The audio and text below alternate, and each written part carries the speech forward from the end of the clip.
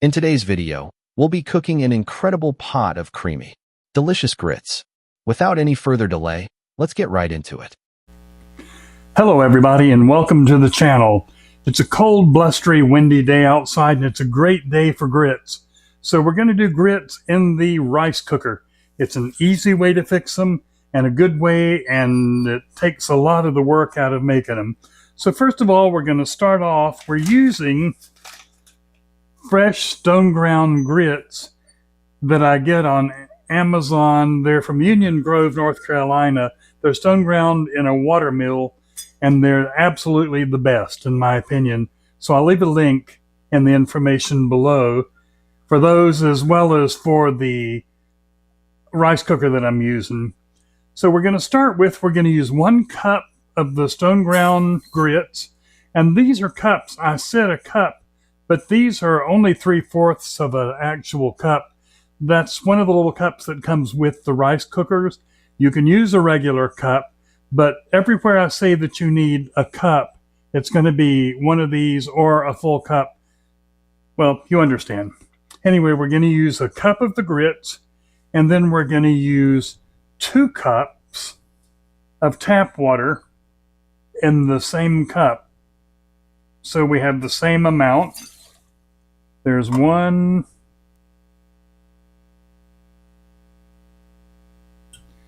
2 cups of tap water, and then 1 cup of milk.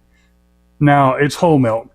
The milk is optional. You can use 3 cups of water if you want to, but I like the milk because it makes it seem a lot creamier and richer than it does if you use just the water. And I'm using the instructions that are on the bag. Some of the bags call for 2 cups, and if that's what it calls for, that's what you need to use. Use the amount that's in the instructions on the bag itself. And then I'm going to do something that's optional, but I find it makes the grits, again, a lot better. I'm going to use about 1.5 teaspoons of salted butter and put that in there too. And then the last thing I'm going to add to it is some salt and pepper. And as always, I'm using my go-to salt and pepper, and I'll have a link for it too. It's the Pit Beast coarse salt and pepper. And we're going to just put a sprinkle of that in there to add to it.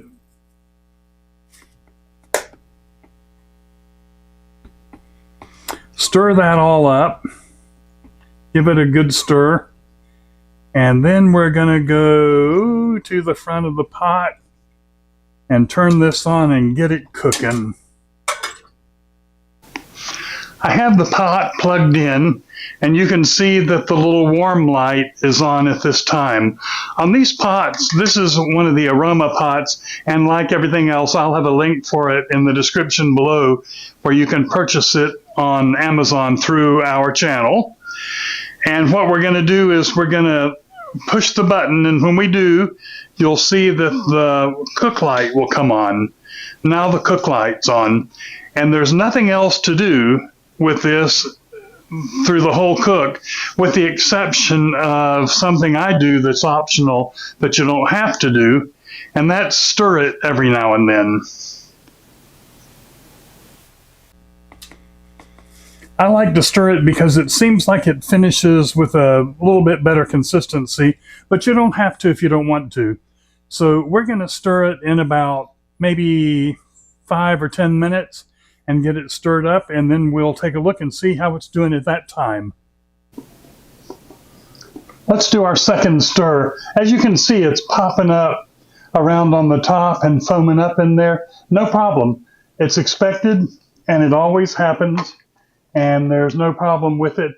But that's one reason I like to stir it, to make sure that I keep everything all stirred up and right.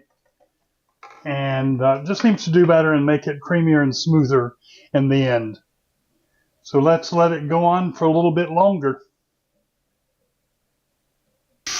This is most likely getting to the almost to the point of cutting off, but I'm going to go ahead and stir it one more time to make sure that it's good and stirred up. Again, it's an optional step. You don't have to stir it. If you don't want to, you can just walk away and leave it. I prefer it stirred. Leave in the remarks if you have a way that you do it or a different way that you do, or you have questions about it. Leave a remark or a question down below and we'll be glad to address it. Should be done in just a minute or two. There it went. The pot just cut over.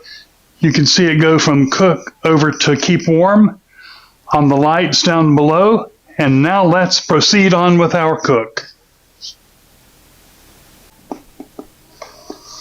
Now that it's cut over to warm, let's give it a final stir and see how it looks. Oh, look at the consistency. It's just perfect.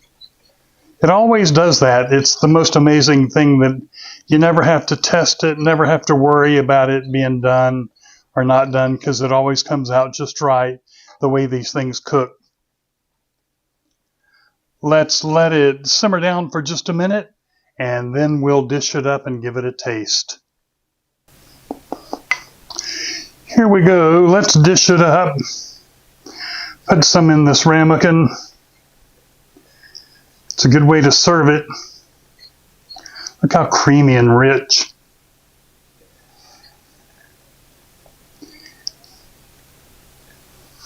Okay, we'll set it aside and then we'll come back and taste it once it cools a little bit.